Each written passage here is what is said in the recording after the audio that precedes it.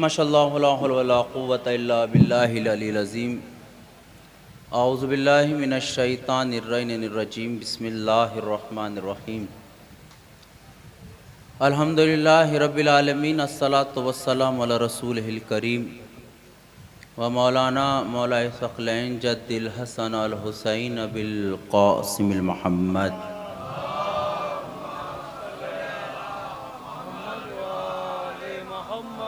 वाले तय्यबीन ताहिरीन गुरुल मयामीन। अम्मा बाद फ़क़त क़ालल्लाहु तआला तबारक फ़ी किताबिहिल मजीद व बयानिल अज़ीम व फ़ुरक़ानिल हमीद। बिस्मिल्लाहिर रहमानिर रहीम। लक़द काना लकुम फ़ी रसूलिल्लाहि उस्वतुन हसना। सल्लल्लाहु अलैहि मोहम्मद व आले मोहम्मद।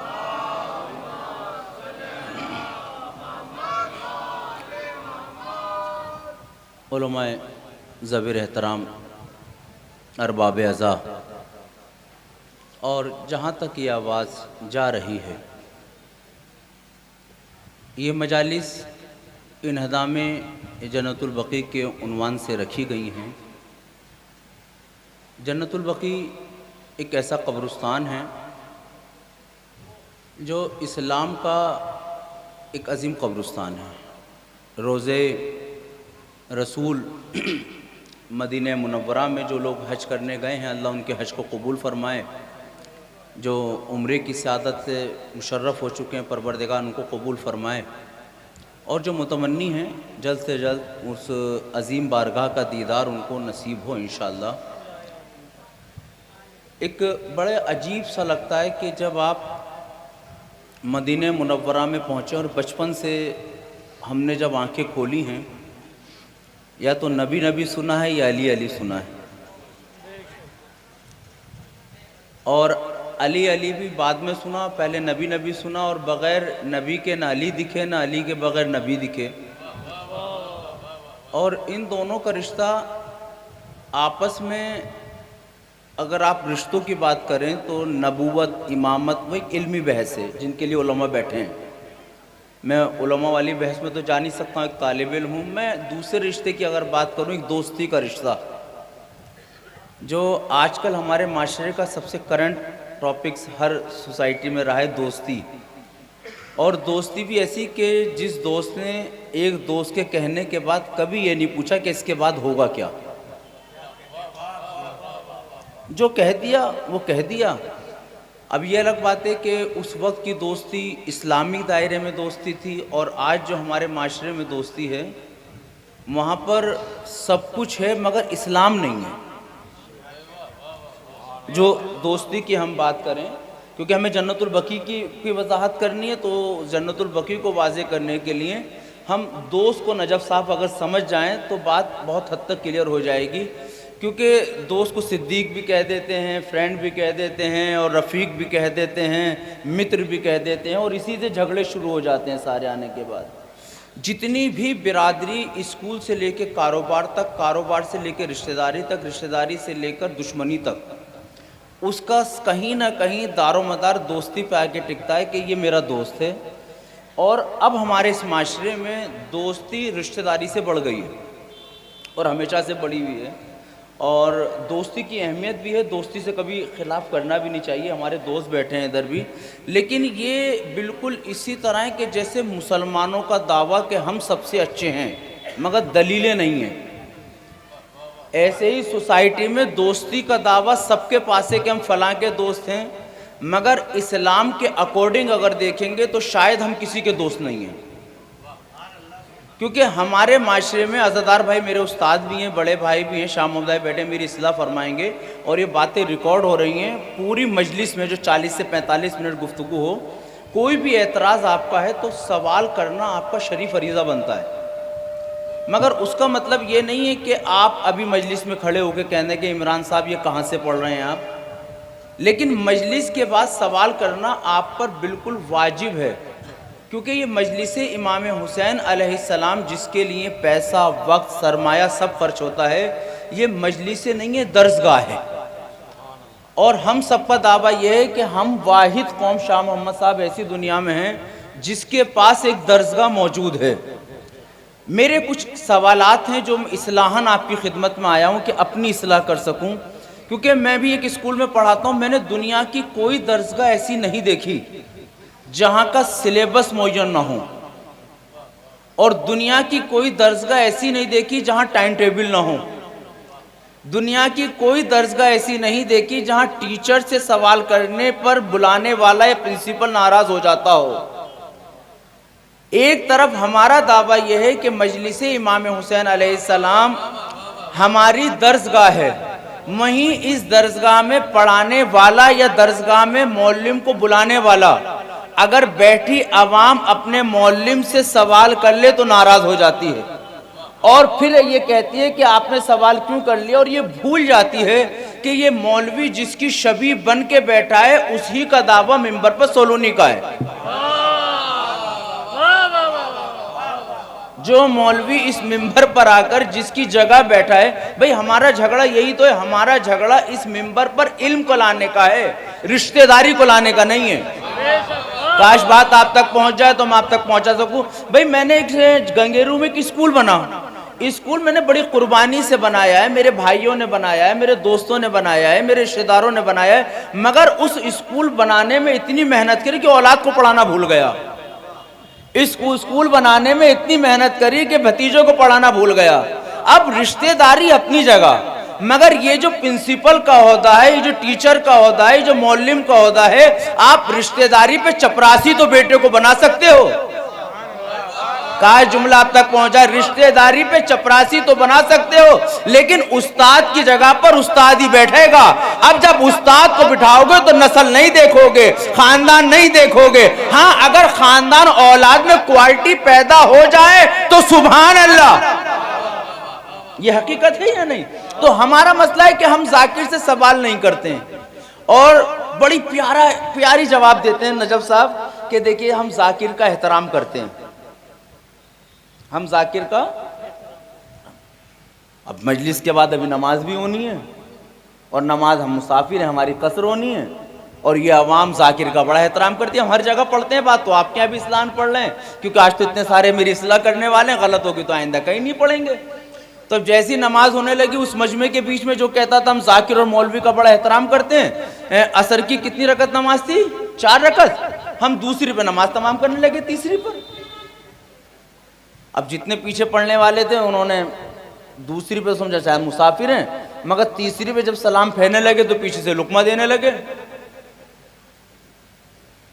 अब हमने फिर सलाम पढ़ना चाहा, फिर लुकमा आया। एक बार 2 बार, बाजी बार होता है कि लोग नमाज भी तोड़ देते हैं, लेकिन लुकमा दिया, हम खड़े हो गए। खड़े होने के बाद हमने तीसरी रकत पूरी करी, चौथी रकत पूरी करी।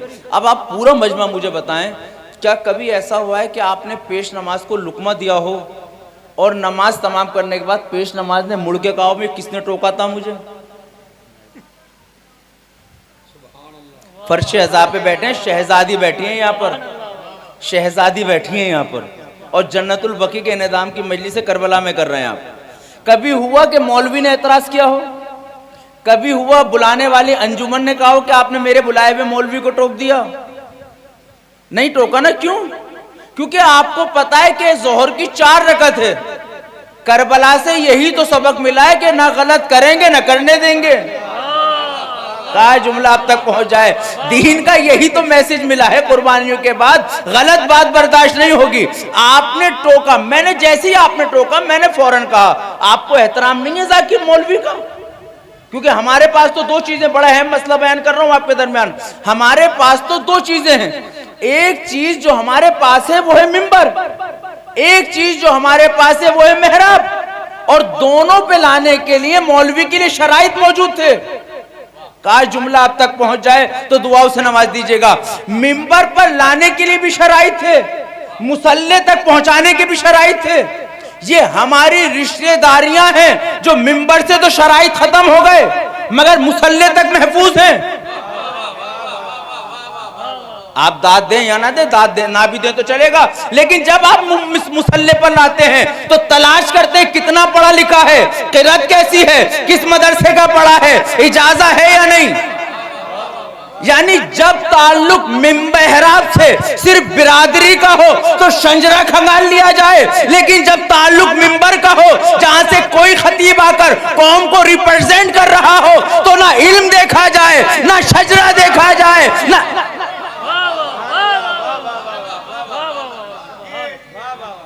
नहीं, मैं दाद के लिए नहीं पढ़ रहा हूं, मैं आपसे सवाल है मेरा, क्योंकि मेरी तरबियत नहीं बात साहब ने की है, मुझे जवाब इमाम ज़माना को देना है। मलकुल मौत कभी भी ले जाएगा, मुझे यहीं से ले जाए। अभी सवाल यह है कि आपने मिंबर पर आने वाले खतीब से इसलिए सवाल नहीं किया कि एहतराम था, तो इस मौलवी को नमाज गलत क्यों नहीं पढ़ाने दी आपने? तो इसका मतलब टोकना हमारी फितरत में है, इस्लाह हमारी फितरत में है, अमल बिल मारूफ नहीं यानी मुनकर हमारी फितरत में है। हमने, सुनिए मेरे अजीजों, हमने मुसल्ले पे इसलिए टोका कि माँ की गोद से हमने नमाज के मसाइल सीखे थे, मिंबर पे इसलिए नहीं टोका क्योंकि अब हमें ना कुरान याद है, ना तारीख याद है, ना रिवायत याद है, जो पढ़ गया पढ़ गया। तीसरी चीज, हमारे हर जगह जाने का मकसद है, हर जगह जाने का मकसद है। आप डॉक्टर के क्यों जाते हैं? आखिरी फर्क तक बताएं, डॉक्टर के क्यों जाते हैं चचा? इलाज कराने। मार्केट क्यों जाते हैं? शॉपिंग करने। मजलिस में क्यों आते हैं?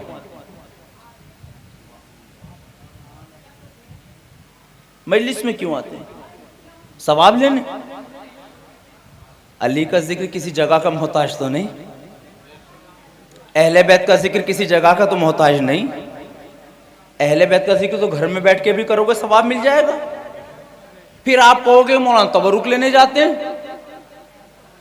तो अब जब तबरुक पे लेने आते हैं फिर तबरुक भी दो हो गए। एक वो तबरुक जो मिंबर से जाकिर दे रहा है, एक वो तबरुक जो मजलिस के बाद बट रहा है। फैसला अहले सादात करें, आपका कौन सा है?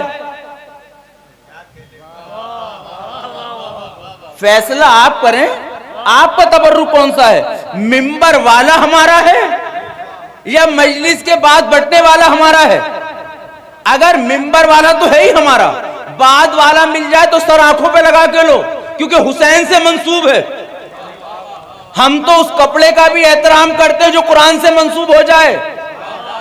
ये तो नाम हुसैन पे मिलने वाला तबर्रुक है, लेकिन हमारा असल तबर्रुक वो था जो जाकिर मिंबर से देता था।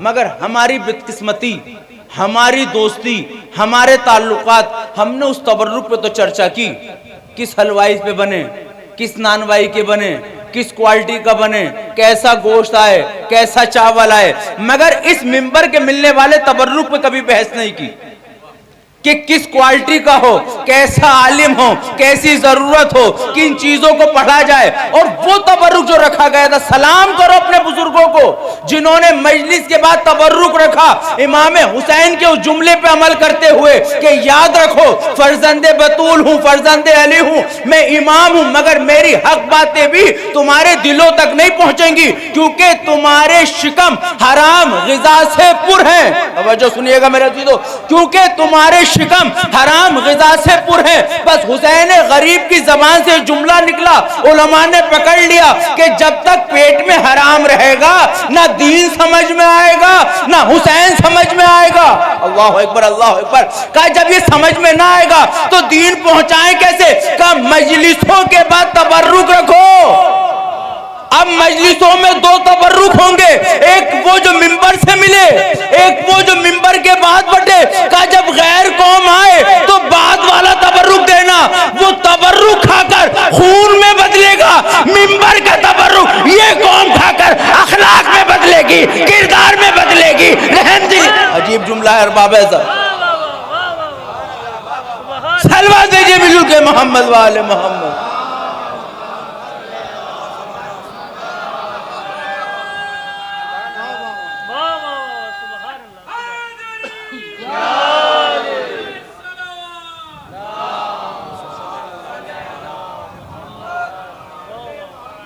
अभी हम सियासत के शिकार हो गए। जब तक वो तबर्रुक हर कौम को मिलता रहा, तबर्रुक के नाम पे ही सही, खीलों के नाम पे ही सही, मुरमुरों के नाम पे ही सही, खिचड़े के नाम पर ही सही, बिरयानी के नाम पे ही सही, कम से कम वो आके देख तो रहे थे। अब तबर्रुक को इतना महंगा करा दिया कि अब रिश्तेदारों में बंटने लगा। नहीं, ये हकीकत है, बाखुदा हकीकत। इस पे संजीदगी से सोचिए आप। दाद दे के अपने फरीजों को पूरा ना कीजिए। जब तक मरीज को दवा ना मिले शिफा कहां से मिलेगी? इमाम हुसैन ने कहा इनके पेट हराम ग़िज़ा से भरे हैं। वो तबर्रुक पहुंचता था, फिर मिंबर का तबर्रुक जो पहुंचता था आपके अखलाक की सूरत में। हो सकता है कोई जज्बाती आदमी हमसे कहे मौलाना अखलाक से क्या होता है, किरदार से क्या होता है? सुनिए मेरे अज़ीज़ों, अखलाक और किरदार का कितना असर होता है। ये तो बड़ा अच्छा लग रहा है मुझे मजमा कि यहाँ बुज़ुर्ग आगे बैठे हैं, वरना लोग बच्चे आगे बैठते हैं ज़्यादातर। मैं पूछ सकता हूँ किसी पे हाथ, अखलाक किसे कहते हैं? नजा साहब, किसी पे हाथ उठाना आसान है, इल्ज़ाम लगाना? हाथ उठाना मुश्किल है ना। अखलाक और किरदार का इतना असर होता है कि लोगों ने अहले बैत को शहीद करने के लिए तलवार और जहर का तो इस्तेमाल किया, कोई इल्ज़ाम ना लगा पाया। पूरा मजमा न जाने किस तरह सुन रहे हैं आप। मुझे पूरी तारीख बता दें, पूरी तारीख इस्लाम बता दें, पूरी तारीख इस्लाम बता दें। तलवार और जहर से तो शहीद किया, कोई इल्जाम ना लगा पाया। अहले बैत ने अपने किरदार को इतना बुलंद रखा कि कातिल कत्ल करके शर्मिंदा है। एक सलवात पढ़ दिए मिल के मोहम्मद वाले मोहम्मद।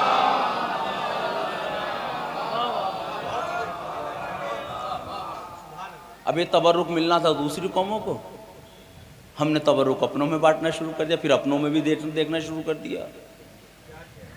अच्छा, अब उसके बाद जाहिर सी बात है हमारे पास तो दोनों चीज़ें ना। मैंने कहा मैं तो इब्तिदान अर्ज़ कर रहा हूँ सारी चीज़ें तमीज़न।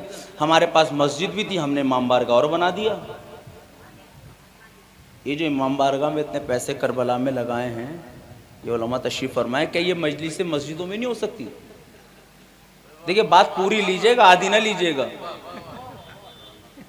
हाँ, क्योंकि आधी अधूरी बात बचपन से यही सुना है, आधे अधूरा कुछ नहीं। हाँ, किताब साहिब किताब दोनों हों, आधी अधूरी में बात नहीं होगी। जब ये मजलिसें मस्जिदों में हो सकती हैं और होती हैं, जुमेरात वगैरह की मजलिस होती हैं, तो फिर इतने बड़े बड़े इमाम बाड़े और रज़ा खाने, आशूर खाने, करबलाए क्यों बनवाए बुज़ुर्गों ने? जब इस पर बहुत गौर व फिक्र किया तो नजफ़ साहब एक नतीजा सामने आया कि देखिए मस्जिदों में मजलिसें तो हो जाएंगी, लेकिन मस्जिद में हर कौम नहीं आ सकती। और दुआओ दो अपने बुजुर्गों को, उनकी मग़फ़रत की दुआ करो जिन्होंने दूरबीनी से काम लेते हुए और मुस्तक़बिल की परवाह करते हुए सिर्फ मस्जिदों तक महदूद नहीं रखा। ये अज़ा खाने और करबला और आशूर खाने इसलिए बनाए क्योंकि मस्जिद में हर कौम नहीं आ सकती, मगर हुसैन का पैगाम हर कौम को सुनाना है। तो जब हर कौम को सुनाना है, सुनिएगा मेरे अज़ीज़ों, जब हुसैन अलैहिस्सलाम का पैगाम हर कौम को सुनाना है तो एक जगह तो ऐसी हो जहां हर कौम आ सके। यहां तक आपके मतलब की बात या मेरे मतलब की सुन लीजिएगा, यहां तक बिल्कुल 100% 200% आपके मतलब की बात थी, क्योंकि इसमें इल्ज़ाम था दूसरों को आपको दादो तहसीन देनी थी। सवाल ये जो दूसरी कौम आएगी क्या वो जलील होने आएगी? दूसरी कौम बेइज्जत होने आएगी? दूसरी कौम हमारी शक्लें देखने आएगी? दूसरी कौम दो ही चीजों पे आएगी, या तो मिंबर वाले तबर्रुक के लिए आएगी या बाद वाले तबर्रुक के लिए आएगी। बाद वाला तबर्रुक आपने बांटना बंद कर दिया, मिंबर से तारीख सुनानी बंद कर दी। काश बात आप तक पहुंच जाए। भाई जो आपने ये अज़ा खाने बनाए हर कौम के लिए बुलाए ना, तो खाली चूमने तो आएंगे नहीं, वो इल्म लेने आएंगे ना। जब इल्म लेने आएंगे तो बानी अज़ा की शरी जिम्मेदारी है कि मिंबर पर आने वाला ऐसा हो जो हर कौम के हिसाब से गुफ्तगू कर सके, बता सके शरीयत क्या कहती है। बिल्कुल इसी तरह जैसे नबी के दौर में ये अली मिंबर पर आते थे और नबी मिंबर पर आके कहते थे पूछो जिस कौम का मसला पूछोगे मैं बताने के लिए तैयार। सलवा दीजिए मोहम्मद वाले मोहम्मद।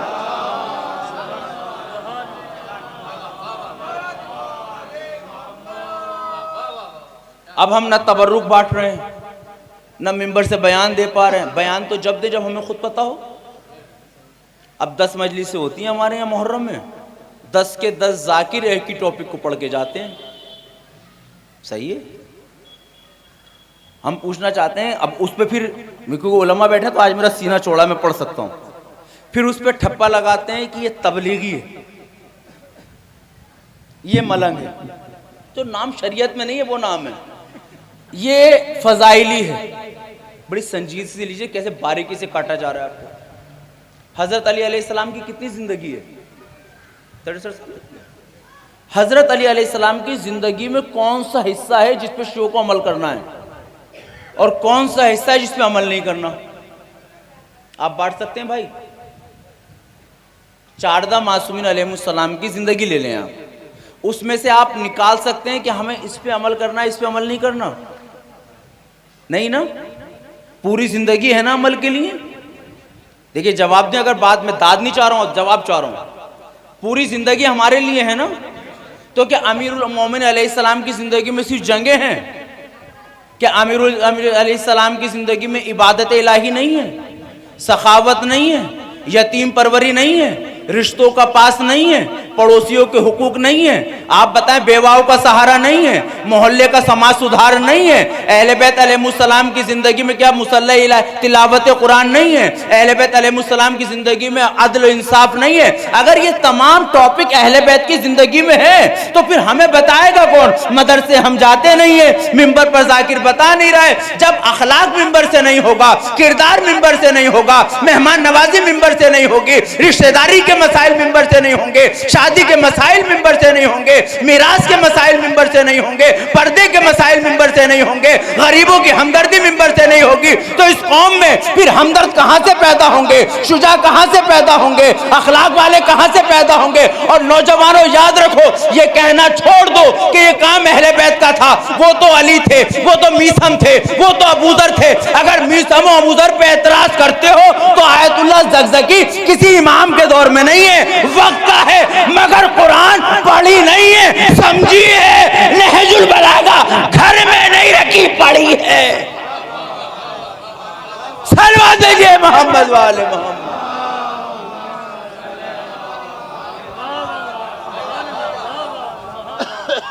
ये तो हमारा शरीफ फरीजा है ना।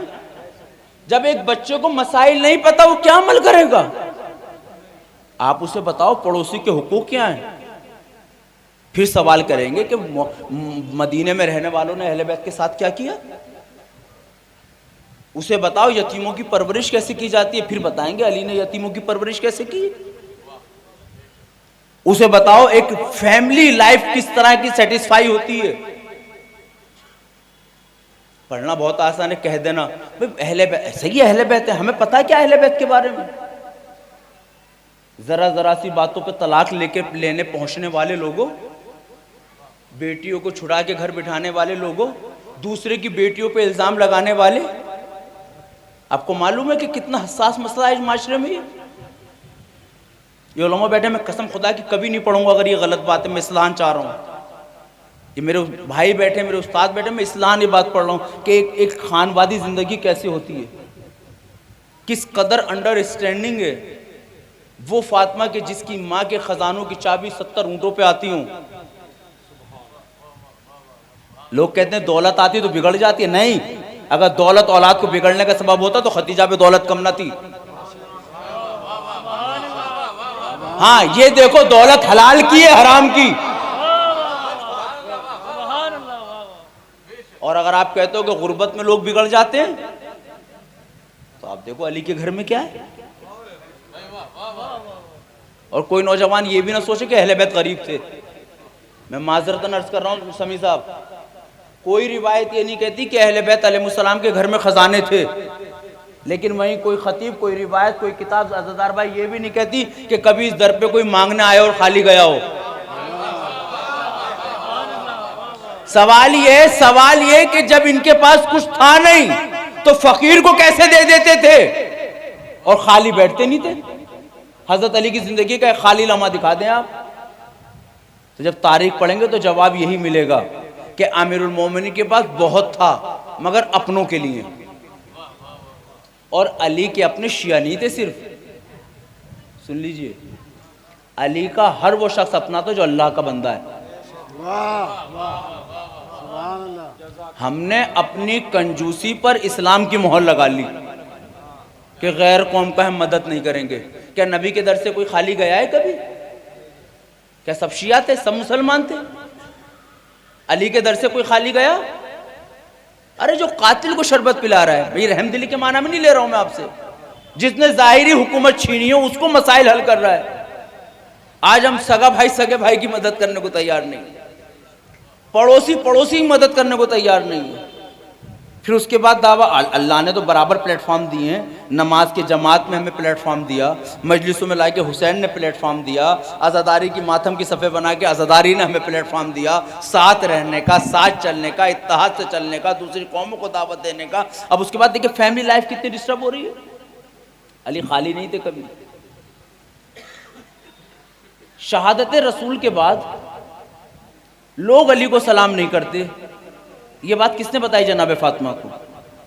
किबला अजहर भाई इस्लाह अर्ज कर रहा हूं, मेरी इस्लाह कर दीजिए अगर ये जुमला गलत हो। आप ये बताएं, ये बात किसने बताई जनाब फातिमा को? हजरत अली ने। ये हर उस आदमी के लिए जुमला है जो शादीशुदा है कि अपने घर में किस तरह जिंदगी गुजारो। ये बात नजफ साहब किसने बताई बीबी फातिमा को कि अबुल हसन को लोग सलाम नहीं करते? कि हजरत अली ने खुद बताई? अच्छा, छोटी बात थी बड़ी बात थी? छोटी बात है। आप मालूम मर्द किसे कहते हैं? सीखो अली से कि मर्द किसे कहते हैं। हजरत अली फरमाया मर्द वो है जो बाहर की परेशानियां बीवी से आके शेयर ना करे। मैंने पढ़ी ये बात, ना जाने कब तक पहुंचेगी। ये छोटी बात नहीं है। अल्लाह ने मर्द को मर्द की जिम्मेदारी दी है, खवातीन को खवातीन की जिम्मेदारी दी है। आप पे कारोबारी, माशरती, पड़ोस की क्या मुसीबतें हैं, अगर आप मजबूत शख्स हो और अली अलैहिस्सलाम की सुन्नत पे अमल करते हो तो अपनी परेशानी अपने तक रखो। और एक शरीक हयात की जिम्मेदारी कैसी है? जनाबे फातिमा के दरवाजे पे मलूनों ने, खबीसों ने कब आग लगाई? और जनाबे मोहसिन की शहादत कब वाक़ई हुई? पसलियां शिकस्ता हुई। अल्लाह आग लगाने वाले, उनके मानने वालों पे लानत करे। मुझे ये बात बताएं, हजरत अली को कब पता चला कि पसलियां शिकस्ता हैं? बताएं, मेरे बुजुर्ग बैठे हैं, बहुत मजलिसें सुने हुए हैं। भाई उसी दिन पता चला या बाद में पता चला शहादत के बाद? क्या इस पीरियड में जनाबे फातिमा ने घर में काम नहीं किया? घर में नहीं रही? औलाद की तरबियत किसे कहते हैं? सलाम करो खदीजा को, सलाम करो जनाब अबू तालिब को, जिनकी आप सिर्फ जन्नतुल बकी की बातें कर रहे हैं। मक्के में जाके देखो खबीसों ने वो भी बंद कर रखा है। जहां इस्लाम के पहले मोहसिन जनाब खदीजा, जनाब अबू तालिब मौजूद हैं। कम से कम बकी में जाके आप कब्र के पास से गुजर तो जाते हो। जब आप जन्नतुल माला पहुंचेंगे, जहां वो ट्रक खड़ा है इतनी दूर रोक दिया जाता है, 7 बैरिकेड है वहां पर, और कब्र आखिरी में बनाई गई है। चलो मैंने माना फातिमा, अली, हसन और हुसैन इन्होंने क्या है, लेकिन खतीजा की तो दौलत खा के अमीर बने हो। अरे अबू तालिब के वलीमे रसूल में बनाए हुए शरीद खा के पहलवान बनने वालों, इस अबू तालिब की कब्र पे तो रोजा बना दो। तारीख कहती है मेरे अजीजों कि जनाबे फातिमा ने नहीं बताया कि मेरी पसलियां शिकस्ता हैं, और ये पैगाम दिया है हर बाप को, हर बेटी को, कि एक मियाँ बीवी की लाइफ ऐसे होनी चाहिए कि अली को लोग परेशान करते हैं, सलाम नहीं करते, अली नहीं बताते, मुझे पता चल गया, अलग बात है। और जनाबे सहरा की अगर पसलियां शिकस्ता हैं तो अपने शोहर तक को नहीं बता रही हैं, क्योंकि उन्हें मालूम है कि मेरे शोहर पर कितनी जिम्मेदारियां हैं। और आज हमारे यहाँ क्या रखा है? ये बड़ा हसास टॉपिक है मेरे अजीजों, जो चल रहा है माशरे में। जरा जरा सी चीज़ों पे फ़ोन मिला के खैरियत मालूम करने वाले, काश जितना फ़ोन शादी से पहले करते हो, बात करते हो बेटी को, इतना कारोबारी ज़िंदगी में रहते हुए शादी से पहले फ़ोन पे बच्ची को समझा दिया होता तो ये नौबत ना आती। और उसके बाद एक अलग नज़रिया कायम हो गया है, क्योंकि ये जन्नतुल बकी के हवाले से मजलिस से मैं आपके सामने बयान करूं, एक अलग नज़रिया कायम हो गया है कि जब हम किसी की बेटी को अपने घर ब्याह के ला रहे हैं, हम क्या चाहते हैं? इल्म, पर्दा, मेहमान नवाज, नंद का ख्याल, सास ससुर को वक्त पर चाय, यही चाह रहे हैं ना? कोई है जो ये कहते कि मौलाना हम ये नहीं चाहते? जो मेरी बात से तस्दीक करते हैं सलवात पढ़ दें मोहम्मद वाले मोहम्मद।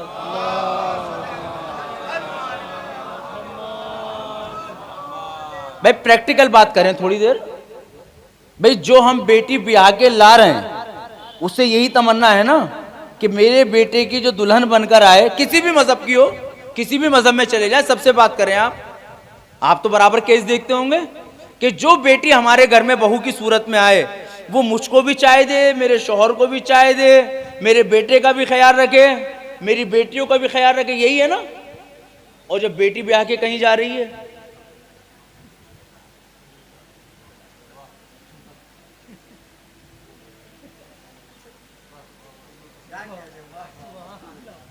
मैं खामोश हूं यहां पर, क्योंकि इस्लाम के नाम पे जो मजाक हमारी कौम को उड़ा है, जिस कौम में काफिर की भी मेहमान नवाजी का हुक्म हो, जिस कौम में दस्तरखान पर बैठकर नजर के आदाब सिखाए गए हों, जिस कौम को हाथ नीचे रख के तबरुक लेना सिखाया गया हो, जिस कौम के रहबरों ने खिड़कियों के ऊपर से फकीर को यह कह के दिया हो कि सामने खड़ा रहेगा, सोचेगा मिलेगा नहीं मिलेगा, जबकि इस दर से कोई खाली नहीं जाता, जिस कौम के रहबर कातिल को शरबत पिला रहे हो, जिस कौम के अंदर अपने बच्चों का पानी मुसाफिरों को पिलाया जा रहा हो, जिस कौम के उलमा अपनी कुर्बान चीजें दूसरों को दे रहे हैं, आज जब हम किसी की बेटी को ब्याह के ला रहे हैं तो हम तलाश कर रहे हैं कि वो हमारी खिदमतें करे, लेकिन वहीं जब हमारी बेटी किसी घर में जा रही है, वही अगर नंद को चाय देते तो सास न जालिम हो गई, ससुर की खिदमत कर ले तो ये बुरी हो गई। ये दोहरी पॉलिसी क्यों आई? ये दोहरी पॉलिसी इसलिए आई क्योंकि हमने इस्लाम का लिबादा ओढ़ा है, इस्लाम को सीखा नहीं है। अब आप देख लें, हर घर की झगड़ा इसी चीज पर है। आप बात कर लें मुझसे, जब आपके घर में बेटी भी आके आए, उसके जहेज की सामान कोई भी इस्तेमाल कर ले, हक है आपका। ये बड़ी अजीब बातें लगे क्योंकि पढ़ी नहीं जाती हैं, लेकिन जब मेरी बेटी भी आके जाए, उसके साथ कुछ चला जाए, अब आप खामोश रहिए। लेकिन कभी इस्लाम में पूछा है कि इस्लाम में क्या अमल दखल है इसका? फिर उसके बाद अपने नौजवानों में खुद अपनी मर्जी से पसंद करके माँ बाप के आगे जिद करना, यह हालात आए क्योंकि इसे पसंद किया। ये बेपर्दगी आम हुई कहां से? सोशल मीडिया के जरिए से। ये हुआ क्यों? बेटे ने घंटों फोन पे बात की तो किसी को एतराज नहीं, बेटी फोन ले ले तो उसे मारने के लिए सब दौड़ पड़े। इस बेटी को क्या बचपन से बागी तो नहीं बना रहे हो? हर एक्शन का रिएक्शन है। ये बहुत हसास मसला है जो आपके सामने रख रहा हूं मेरे चीजों। बेटियों की तालीम और तरबियत दोनों पे ध्यान दो। ये बेटे अगर आपकी नस्ल आगे बढ़ाएंगे तो ये बेटियां भी आपकी नस्ल आगे बढ़ाएंगी। ये बेटों से नस्ल चलती है, ये तसव्वुर दूसरी कौमों का है। हमारा तो तसव्वुर ही है कि नस्ल बेटी से भी चलती है। आप मसले को हल्के में ना लें। आज जो हमारे यहाँ तालीमी मयार है वो नहीं रहा है जो होना चाहिए। आज हम ही सोचते हैं, ये तसव्वुर हमारे जहनों में, मुसलमानों के जहन में ये बिठा दिया गया है कि कौन सी नौकरी मिलेगी जो पढ़ना है। ये मुझे बताएं, राजा महाराजा अपनी औलाद को क्या पढ़ाते थे? नौकरी के लिए पढ़ाते थे? मौलाना बताएं, क्या नवाबों को, नवाबीन को, राजा महाराजा को पैसे की जरूरत थी? तो क्यों अपने बच्चों को पढ़ाने भेजते थे? वो क्यों इल्म हासिल करने भेजा करते थे? उसका नतीजा ये था कि वो इसलिए पढ़ाते थे कि जानते हैं कि तालीम आदमी को सच्चा बनाती है। तालीम होगी तो आदमी सुधरेगा। अब हमने अपने जहन में मुसलमानों के खुसूसन जोर में बिठा दिया है, हमें पढ़ना नहीं, हर हुनर पैदा करना तो हुनर ही पैदा करो, मगर हुनर ऐसा तो हो जो जरूरत बन जाए दूसरों की। आज हमें कहां होना चाहिए था? देखिए, सबसे बड़ी किताब कुरान हमारे पास, सबसे बड़े नबी हमारे पास, सबसे बड़े इमाम हमारे पास, दुनिया में जीता जागता इमाम हमारे पास। सवाल यह कि जिस कौम के पास सब कुछ बड़ा है वही कौम छोटी। झगड़ों में, बंटवारों में, लड़ाई में, कौम की फलाह बहबूद के लिए अगर चंदा होगा तो नहीं निकलेगा, थाने और मुखबरी के लिए निकल आएगा। देखिए, इसको मसले को हल्का ना लीजिए। क्योंकि सारी बातें जन्नतुल बकी तक जा रही हैं। ये आज मैं आपसे पूछता हूँ, ये मजलिस हो रही है, 10-12 मजलिस होंगी, मैं तो खैर एक तालिब इल्म हूँ, जन्नतुल बकी के मुतालिक क्या जानते हैं जवान? किसका रोज़ा है, कैसे रोज़ा है, कौन सी कब्र कहाँ है? कितनी बार आपने तमन्ना जाहिर की है? मैं इसलिए नहीं कह रहा हूँ कि मैं खुद काफिला लेके जाता हूँ, पूरी कौम, मैं से बता रहा हूँ, शिया कौम करबला जाएगी, उम्रे पे नहीं जाएगी। बताइए, क्या उम्रे पे रसूल की कब्र नहीं है? क्या मदीने में जनाब फातिमा की कब्र नहीं है? इमाम हसन की कब्र नहीं है? इमाम ज़ैनुल आबिदीन की कब्र नहीं है? इमाम मोहम्मद बाक़िर की कब्र नहीं है? जनाब उम्मुल बनीन की कब्र नहीं है? मदीने का रुख क्यों नहीं करते हम लोग? क्योंकि हमारे यहाँ जो कल्चर चलता है ना, वो कल्चर के मातहत चलते हैं हम लोग। मदीना नबी का शहर है, मदीने में यादें। अब इस कौम को मसाइल कौन बताएगा अहले बैत अलैहिमुस्सलाम के? माह रमज़ान चला गया, कुरान रख दिया गया। अब कुरान की अहमियत हमारी निगाह में इतनी रह जाएगी कि जब बच्चा सफ़र पे जाएगा तो माए कुरान ले आएंगी, लाती हैं भाई। फिर भी खुशकिस्मत हो आप कि अभी यहाँ ला रही हैं। शहरों में वो भी ख़त्म हो गया है। अब बीवियाँ सोती रहती हैं, शौहर निकल जाता है, बच्चे निकल जाते हैं। ये हकीकत है, मैं आपके सामने बयान कर रहा हूँ। लेकिन फिर भी कुरान लेके आती हैं। हमारे यहाँ तहजीब थी, और उस कुरान को लाने का मकसद क्या होता है?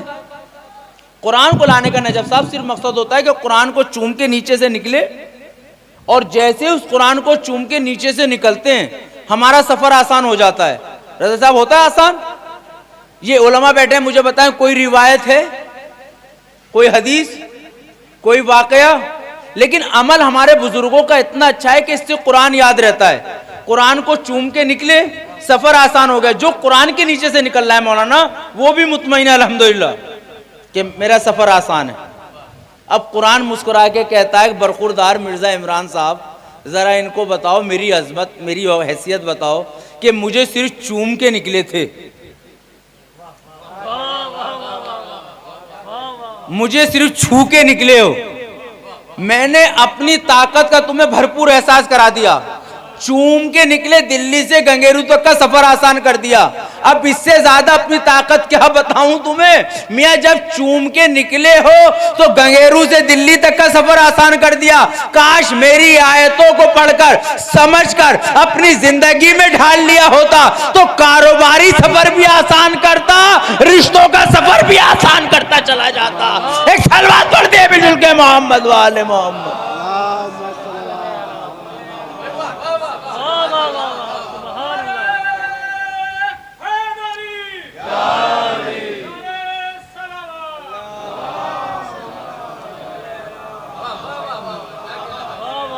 आप दाद दे रहे हैं, दीजिए दाद किसी को बुरी नहीं लगती। लेकिन सवाल यह है कि क्या वाकई हम कुरान पढ़ पा रहे हैं? हिलने पे एतराज, हम हिले भी ना। लेकिन ये हसास है। घर सजाने के लिए अच्छे झूमर ला रहे हो, अच्छे सोफे ला रहे हो, अल्लाह और बरकत दे, अल्लाह जितना दे खर्च करो, कंजूसी ना करना। कंजूस की ना दुनिया में कामयाबी ना आखिरत में बख्शिश, ये याद रखना। और दिल खोल के खर्च करो हलाल कामों में, जिसने आज दिया कल भी देगा। और ये तो हमारे मांगने में कमी, उनके देने में कमी कोई है। छठे इमाम से पूछा, मौला कोई अच्छा अमल बताएं, तो उन्होंने बताया मुझे बच्चे अच्छे लगते हैं। बच्चे सबको अच्छे लगते हैं। सुनिए मेरे से बात यहाँ तक आ गई तो फिर मैं चलूँ आप उसी तरफ जन्नतुल बकी की तरफ। कहा मौला इनमें बच्चों में क्या अच्छा लगता है आपको?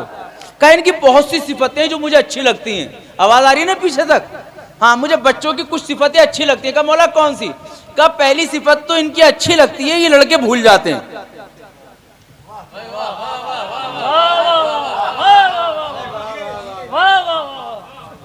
भाई हम तो सब इमाम के बच्चे हैं, यहीं तो मौलवी सदर सेक्रेटरी प्रधान होंगे, इमाम के आगे तो सब बच्चे हैं ना। इन दो बच्चों को लाओ, ताए चचा के हों, फूफी मामी के हों। अच्छा, इन बच्चों में भी फर्क है।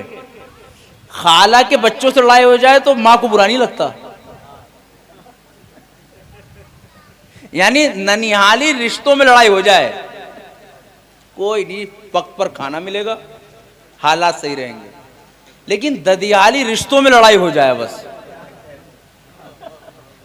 और मैं इस पर ख़वातीन को बुरा नहीं कहता हूँ, इस पर मर्दों को बुरा कहता हूँ, क्योंकि ख़वातीन ने अपनी औलाद को इतना टाइम दिया कि वो अपने ननिहाली रिश्ते मना रही है। मर्द पैसा कमाने में इतना मसरूफ हुआ कि ददियाली रिश्ते नहीं मनवा पाया। अब आप हंस के टाल दें इस बात, लेकिन मसला साज है।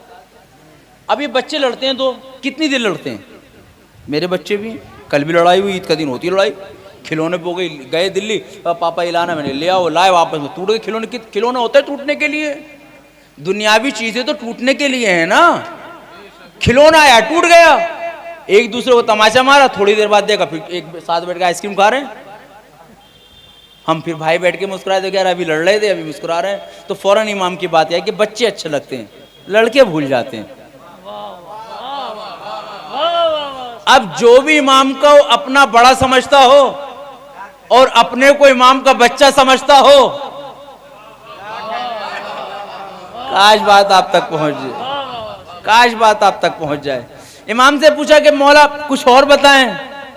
कहा इनका यकीन अपने राज़िक पे बहुत है। क्या मतलब? कहा बच्चों को 10 टॉफी दे दो। भाई कब तक बचा के रखेंगे ये? तिया पांचा बराबर, घंटे 2 घंटे बहुत बड़ी बात, या तो खाएंगे या बांट देंगे, बर्बाद कर देंगे। इन बच्चों से पूछो कल के लिए नहीं रखोगे? इनका यकीन अपने देने वाले पे इतना है। हाय हाय हाय हाय। इमाम फरमा रहे बच्चों का बचपन अच्छा लगता है, कहने कुछ भी दे दो, कुछ भी दे दो, आज दो खत्म, पूछो कल का, कल फिर मिलेगी। अगर आप इमाम के बच्चों तो यकीन करो। कहा मौला कुछ और बताएं। कब बच्चों का बचपन अच्छा लगता है? क्या मतलब? कहा इन्हें उछालो, ये रोते नहीं है, जबकि हवा में है, गिर गए तो मर जाएंगे, मगर रोते इसलिए नहीं कि उछालने वाले पे यकीन है। कहा जुमला आप तक पहुंच जाए, कहा जुमला आप तक पहुंच जाए। यानी इमाम फरमा रहे इन बच्चों से सीखो कि जो उछाल रहा है वो संभालेगा भी। तो इम्तिहानों से ना घबराओ, जो इम्तिहान में डाल रहा है नतीजा उसी को देना है। सलवा दीजिए मिलके मोहम्मद वाले मोहम्मद।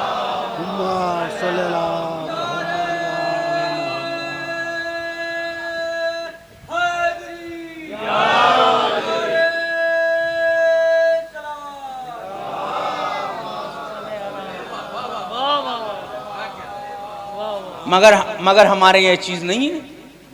हम लड़ रहे हैं किन चीजों के लिए? एक मेड़ा कहते हैं शायद, एक सूत के लिए, 4 गज के लिए, इसमें लड़ रहे हैं।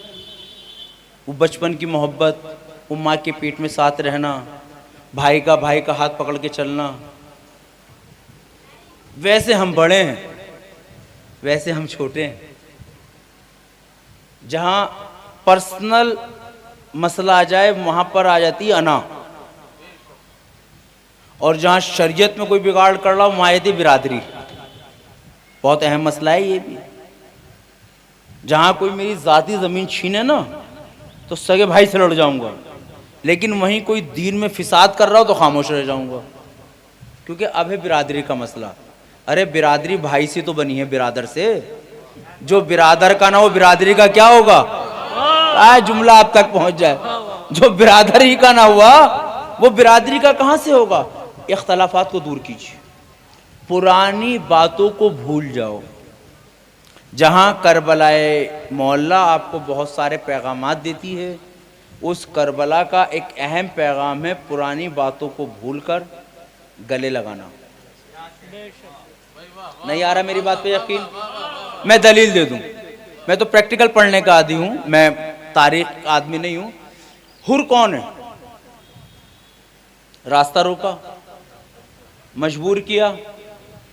पूरा मजमा मुझे बता दें कि जब हुर इमाम की देहवली तक, टेंट तक, खेमे तक, कदमों तक आया है, तो इमाम ने लात मार के भगाया है या सीने लगाया है? वो ही बोले जिसकी समझ में आए। इमाम ने जब हुर देवली पर आ गया तो पुरानी बातें निकाली या गले लगाया? करबला में 2 नजरिए पैदा हो गए थे ना, बुग़्ज़न लिअबीक, बाप दादा की रंजिश, एक हुसैन का नजरिया फैसला आपको करना है। आप यजीदी नजरिए के हामी हैं या इमाम हुसैन के नजरिए के हामी हैं? क्योंकि हुर जब माफी, देखिए इससे बड़ी बात क्या होगी, कोई माफी मांगने वाला आपके घर पर आ गया, अब आप उसके सामने पुरानी बातें निकालो। इमाम हुसैन अलैहिस्सलाम ने करबला में जहां बहुत सारे पैगाम दिए, वहां एक पैगाम हुर की सूरत में माफ करके दिया। और इमाम हुसैन ने फरमाया कि अगर तुम हुसैन इब्ने अली के मानने वाले हो तो जब तुम्हारी देहवड़ी पर कोई किसी भी सूरत से बेटी का कार्ड लेके आ जाए, मौत की खबर लेकर आ जाए, मनाने के लिए आ जाए, करबला जाने के लिए आ जाए, किसी भी सूरत में तुम्हारी देवली तक आ जाए, अगर तुम हुसैन के मानने वाले हो तो पुरानी बातें ना निकालना, आने वाले को गले से लगाकर माफ कर देना। अल्लाह अकबर, जुमला सुन ले मेरे अजीजों, अगर पुरानी बातें निकालोगे तो यजीदी लश्कर से मिल जाओगे। पुरानी वहां निकल रही थी, माफी यहां दी जा रही थी। लब्बैक या हुसैन, लब्बैक या हुसैन, लब्बैक या हुसैन, लब्बैक या हुसैन, लब्बैक या हुसैन, लब्बैक या हुसैन, नारा हैदरी, नारा सलावत। बस मैं समेट रहा हूं मेरे अपने अजीजों मजलिस को। इमाम हुसैन का करबला में पैगाम है। कोई एक बता दो कि इमाम हुसैन ने उससे उसकी ज़ात के बारे में पूछा हो। कोई शिया होके आ रहा है तो उसको भी इस्तकबाल करो, कोई अपने ख़ानदान का आ रहा है तो उसका भी इस्तकबाल करो। और नबी की हदीस है, उलमा तशरीफ़ फरमाएं कि जब दो भाई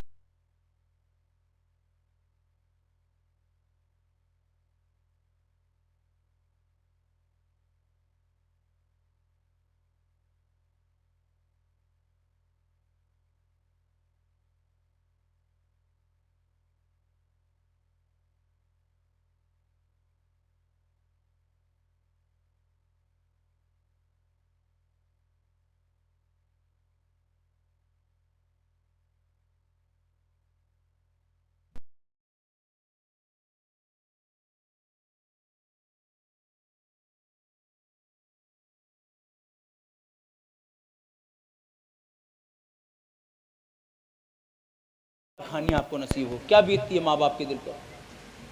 लगता है बुरा? जब ये कौम आपस में लड़ती होगी तो हमारे वक्त के इमाम को बुरा नहीं लगता होगा?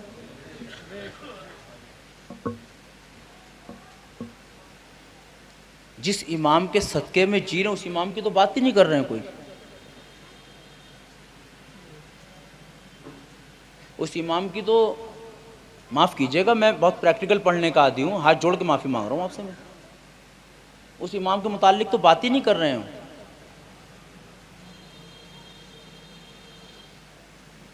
एक बूढ़ा बाप, वो तो जवान इमाम है हमारा,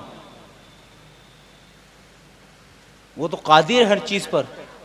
बूढ़े माँ बाप भी खून के आंसू रोता है जब औलाद लड़ती है, बेटियों को हक नहीं दिया जाता। बुरा लगता है? आज जितना भी हम तबर्रा कर रहे हैं, तबल्ला कर रहे हैं, यही तो सारी चीजें हैं, यही वो लोग कर रहे थे। जहरा का हक छीना मलूनों ने, तबर्रा ही तो है हमारा उनके ऊपर, लानत है।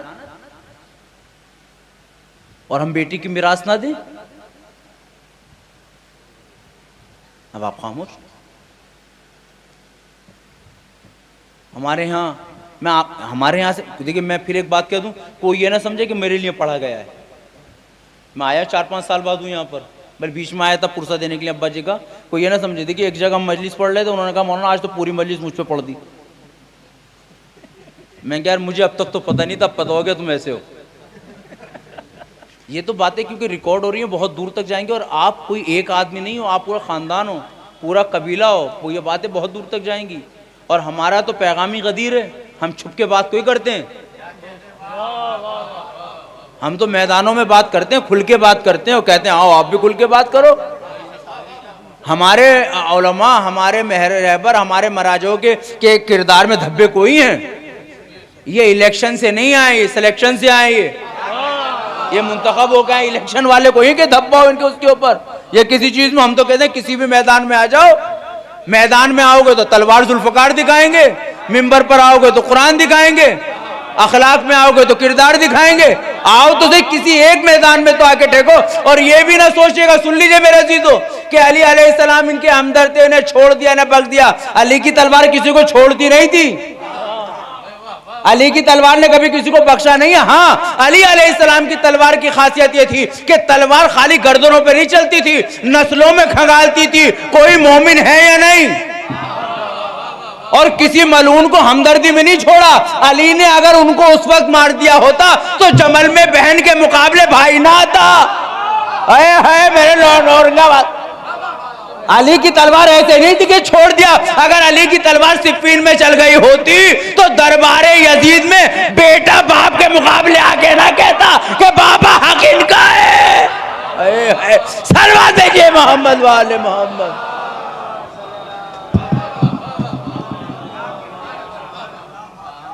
अली कमजोर नहीं थे, किसी दौर में अली कमजोर नहीं थे। ना हमारे इमाम किसी दौर में कमजोर नहीं। इमाम का ताल्लुक ही शुजाअत से होता है, लेकिन शुजाअत तलवार चलाने का नाम नहीं है। और अली को तो तलवार चलाने की भी जरूरत नहीं थी। जो मौला नियत से जिंदे को मुर्दे में बदल दे। तारीख आपकी सुनी हुई, गोशों की तरफ नहीं जाना चाहता हूं, लेकिन इख्तलाफात से बचने के लिए जो अमीरुल मोमिनीन ने काम अंजाम दिए, आज हमें कहाँ होना चाहिए था? जिसके पास खुम्स का निज़ाम हो, जिसके पास ज़कात का जैसा फरीज़ा मौजूद हो, सदका हो, फितरा हो, सिले रहमी हो, पड़ोसी के हुकूक हों, ये सारी चीज़ों, आज हम कहाँ हैं? पहले तो हम खुद कुछ करेंगे नहीं, और जो कुछ करेगा तो इल्ज़ाम लगा लगा के मार देंगे। मैं इस बात को हर जगह पढ़ रहा हूँ। हमारे पास एम्बुलेंस नहीं है, हमारे पास, हमारे कौम के पास, हो सकता है यहाँ हो, किसी गरीब के इलाज का फंड नहीं है। हमारे पास किसी गरीब बच्ची की शादी का फंड नहीं है। हमारे पास किसी के घर में मौत हो जाए, एक वक्त के खाना खिलाने का फंड नहीं है। रिश्तेदार खिलाएगा। अरे पूरी बिरादरी रिश्तेदार है मेरे भाई। जिसने हुसैन कह दिया सब रिश्तेदार हो गए, जो फर्श अज़ा पर आ गया सब रिश्तेदार हो गए। अरे जब मस्जिद में हम साथ नमाज पढ़ सकते हैं, कब्र में उतार सकते हैं साथ जाकर, तो और कौन सी रिश्तेदारी चाहिए? क्या नाम है हुसैन से बड़ी कोई रिश्तेदारी है? अज़ादार से बड़ी कोई रिश्तेदारी है? अरे जिस कौम का खून भी आपस में मिलकर सेप्टक ना बनता हो, इससे बड़ी रिश्तेदारी और खूनी रिश्ता क्या लोगे आप? लेकिन उस कौम के पास न एजुकेशन का फंड मौजूद है। हाँ, मुकदमे के लिए भी ले लो लाख रुपए, 2 लाख रुपए। बच्चे की पढ़ाई का नहीं है मौलाना। मुकदमे के लिए तो जेवर बेच के लाएंगे, थानों में रात रात बैठे रहेंगे। ये हालात देखे मैंने। भाई पड़ोसी के झूठी गवाही के लिए रातों तक किबला अज़ादार साहब थाने में बैठा हुआ है, लेकिन वहीं कौम का एक मौजूद शख्स बीमार है, अस्पताल चाय लेके जाने को तैयार नहीं। फिर उसके बाद कहते हैं हम तरक्की याफ्ता कौम। तरक्की जबान से कहने से नहीं होती। तरक्की उस वक्त तक नहीं होगी जब तक अहले बैत अलैहिस्सलाम की तालीमात को पढ़ने के बाद अमल न किया जाए।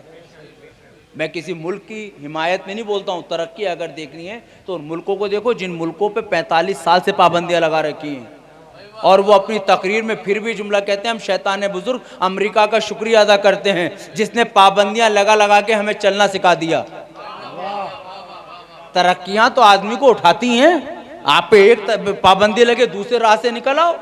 और अपने वक्त के इमाम से, बस मैं मजीद समझ रहा हूँ, इंशाल्लाह कभी मौका मिला तफसील करूंगा, कि अपने वक्त के इमाम से रब्त पैदा करो।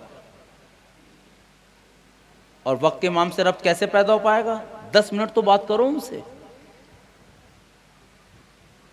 हम एक दूसरे को दोस्त बनाते हैं। दिन में 50 ग्रुप हमारे पास हैं, फैमिली का ग्रुप, फ्रेंड्स का ग्रुप, दोस्तों का ग्रुप, कारोबारी ग्रुप। इमाम का कौन सा ग्रुप है हमारे पास? इमाम से बात करने का कौन सा वक्त है हमारे पास?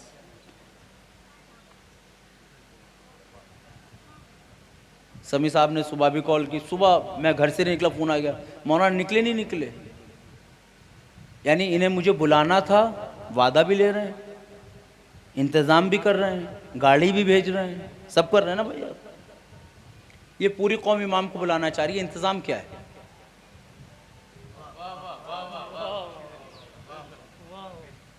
बताइए, कोई इनविटेशन दिया है इमाम को? भाई खाना तैयार किया होगा ना आपने हमारे लिए, इमाम के लिए किस दिन घर में खाना तैयार किया हमने? देखिए मैं एक जनरल बात कह रहा हूँ, इमाम कभी भी आ सकते हैं ना भाईजान, अभी भी आ सकते हैं, अल्लाह करे आ जाए, हमारे अमाल ऐसे हो जाए। चलो आ गए, कहाँ बैठेंगे वो? उस घर में जिस घर में खुम्स ना निकला हो। किस मस्जिद में आके नमाज पढ़ेंगे जहां अंजुमनबाजी चल रही हो? किस मजलिस में आएंगे जहां भाई भाई कह रहा हो ये मेरी मजलिस है उसकी मजलिस है? किस दस्तरखान पे खाना खाएंगे जिस माल का खुम्स ना निकला हो, ज़कात ना निकले हो, भाई का यतीम का माल हो?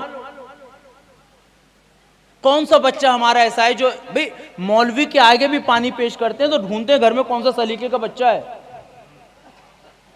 और जब अभी मजलिसों से होता था ना कि बेटे तो मौलाना वगैरह आ रहे हैं, मेहमान आ रही है, बारात आ रही है, तुम सलीके के कपड़े वपड़े पहन के, माफ करिएगा, इमाम जब आएंगे तो कौन पेश करेगा पानी उनकी खिदमत में? पानी पेश करने के भी आदाब हैं। इमाम आएंगे तो किस बैतुल खला में जाएंगे? इमाम आएंगे तो किस बिस्तर पे बैठेंगे? क्या इंतजाम है हमारे पास? एक मोबाइल का नेटवर्क सिग्नल डाउन हो जाए, बैटरी डाउन हो जाए तो परेशान हो जाते हैं, कब क्यों नहीं आ रहा, कैसे नहीं आ रहा, कैसे बंद हो गया, और इमाम से रब्त पैदा नहीं है। एक बड़े अच्छे आलिम दीन, उनके पास एक नौजवान आता है, मैंने मजलिस तमाम करी मेरे अजीज, खतीबों को सुनिएगा, मेरी इस्लाह कीजिएगा। उनके पास आता है और आने के बाद रोता है, रोने के बाद कहता है कल मुझसे एक बहुत बड़ा गुनाह सरदर्द हो गया। कहा क्या गुनाह सरदर्द हो गया? कहा कि कल मेरे घर मेरा वक्त का इमाम आया था, मैंने दरवाजा नहीं खोला। मार्फत है ये भी। कहा तुम्हारे घर तुम्हारा इमाम आया था? कहा? कहा तुम्हें कैसे पता चला? कहा मुझे ऐसे पता चला कि मेरे दरवाजे को किसी ने खटखटाया, मैंने पूछा कौन? कहा मैं तुम्हारा वक्त का इमाम। कहा बस मैंने इतना कहा थोड़ी देर रुको मैं घर सजा लूं। कहा मैं अपने घर से निकला और घर से निकलने के बाद मैं जब आगे गया तो मैंने देखा कि आने वाला इमाम मेरी सोसाइटी से बाहर जा चुका है। मैं पीछे पीछे दौड़ के गया तो मैंने देखा कि मेरे वक्त के इमाम की आंखों से आंसू निकल रहे हैं। मैंने हाथों को जोड़ के पूछा मौला वाक़या है? अभी का वाक़या हाल फिलहाल? तो सामने वाले ने कहा कि आंसू मेरे इसलिए निकल रहे हैं, ये पूरा मोहल्ला पूरी सोसाइटी हमारी है, हमारे से मेरा शियो की है, मैंने हर दरवाजे को खटखटाया, एक दरवाजा भी ये कह के नहीं खुला कि हम आप ही का इंतजार कर रहे हैं। पढ़ दी मैंने मजलिस। कोई जाकिर आपको रुला नहीं सकता है। आप थोड़ी देर के लिए आवाज़ बुलंद करेंगे, रुमाल निकालेंगे, रोएंगे, बात ख़त्म हो जाएगी, लेकिन क्या ये आंसू कभी रात को बिस्तर पे भी निकलते हैं? जैसे अपने वालिद याद आते हैं, अम्मा याद आती हैं, बुजुर्ग याद आते हैं, वो भी याद नहीं आते नौजवानों को। कितनी रातें हैं जो आपकी नोहें सुनते हुए सोते हो आप? कितनी रातें हैं जब रात को बिस्तर पे लेटते हो तो बावजू होकर लेटते हो? कितनी रातें हैं कि जब कुरान की तिलावत करके लेटते हो? कितनी रातें हैं जब सकीना की मजलूमी याद करके लेटते हो? कितनी रातें हैं जब जनाब फातिमा की टूटी पसली को तसव्वुर में ला के रोते हो? कितनी रातें आप जन्नतुल बकी में है ना, कितनी रातें हैं कि जब इमाम हसन के जहर के वाक़यात को याद करते हो? कितनी रातें हैं कि जो सैयद सज्जाद को तसव्वुर में लाते हो? क्या तसव्वुर में ला सकते हो आप? कुछ भी ला सकते हो तसव्वुर में। जाकिर 5 मिनट 2 मिनट चीखेगा, चिल्लाएगा, रुलाएगा, आप रोएंगे, बात खत्म हो जाएगी। लेकिन जब रात को बिस्तर पे लेटना तो सोचना कि क्या वजह रही कि जहरा के काले बाल सफ़ेदी में बदल गए। जब रात को बिस्तर पे लेटना तो सोचना क्या वजह रही कि अली के गले में रस्सी का फंदा और अली खामोश रहे। क्या वजह रही? सोचो, इसको सिर्फ तसव्वुर में लेके आओ।